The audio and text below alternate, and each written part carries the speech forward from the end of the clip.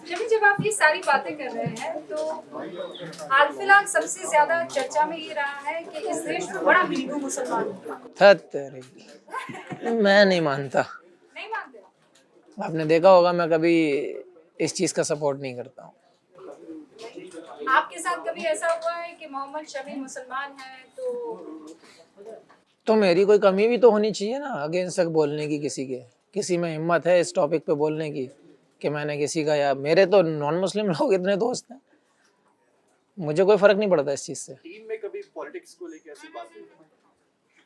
मैं कभी फायदा क्या? सुना नहीं सवाल, फिर बोलिए। हाँ बोलिए यार, लाइए मुझे घटघरे में लाइए। आप लोग ऐसी बातें करते हो कि भाई राजनीति क्या हो रहा है, पॉलिटिक्स को लेके आप लोग कोई विचार टीम में कोई डिस्कस करता हो या कोई ऐसा हो जो स्पेशली? नहीं, देखिए जितना बड़ा प्लेटफॉर्म होगा इतनी चीज़ें कम होने लगती है, वो उतनी ही चीज़ें, मतलब इन चीज़ों से दूर हो जाती हैं चीज़ें, क्योंकि आप जितनी ऊपर जाते हैं ना आपको फिर वो कंट्री जुड़ने लगती है, वहाँ पे देश दिखने लगता है, वहाँ पे आप ये सब चीज़ नहीं देख पाएंगे। आप यहाँ से, आज एग्जांपल दे रहा हूँ, हम लोग यहाँ बैठे हुए इस चीज़ के बारे में बात कर रहे हैं, एक दिन गुजारिए बॉर्डर पे, फिर मैं आपको बताता हूँ, एक दिन गुजारिए आप कहीं जाकर, जब कंट्री की बात आएगी ना आपके दिमाग में वो क्वेश्चन मार्क आ ही नहीं सकता, या फिर आपने अपने कंट्री का लेवल, अपना बैच पहना होगा ना, तो आप दुनिया की हर चीज़ भूल जाओगे, तो ये कभी विचार ही नहीं आते। तो फिर ये जो अविश्वास फैला हुआ है कौम में,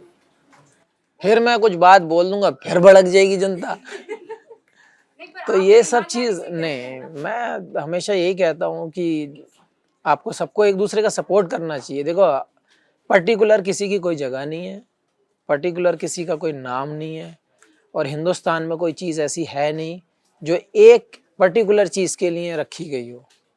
तो मुझे नहीं लगता कि आपको इस चीज़ पे खींचना चाहिए बात, इस चीज़ को मैदान में लाना चाहिए। आप मुझे बता दीजिए कि हाँ किसको किससे नुकसान है, कौन सा बंदा किसको नुकसान पहुंचा रहा है।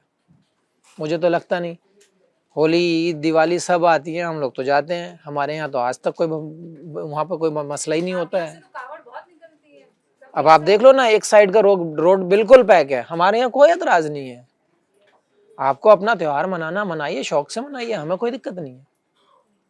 अरे 2 रोड पे जाने की जगह 1 पे चले जाएंगे, इसमें क्या फ़र्क पड़ रहा है।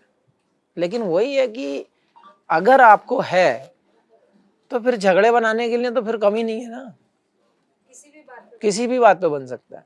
आपको अगर बहस करनी है, आप किसी भी चीज़ पे बहस कर सकते हैं, आपको लड़ाई निकालनी है, आप किसी चीज़, बहुत टाइम है लोगों के पास। योगी आदित्यनाथ को कैसा मुख्यमंत्री मानते हैं? मैं तो बहुत अच्छा मानता हूँ, क्योंकि जो काम हुए हैं, सबसे पहले जो मतलब जो गुंडागर्दी थी, जो क्राइम था, वो आप रेटिंग देखिए। दूसरी चीज़, स्कूल्स का आपने जो वो देखा है, मुझे तो बहुत अच्छी चीज़ लगी कि आप टीचर जाके सेल्फी खींचते हैं और फिर भेजते हैं पोर्टल पे। मुझे तो बड़ा मज़ा आता है इस चीज़ों में।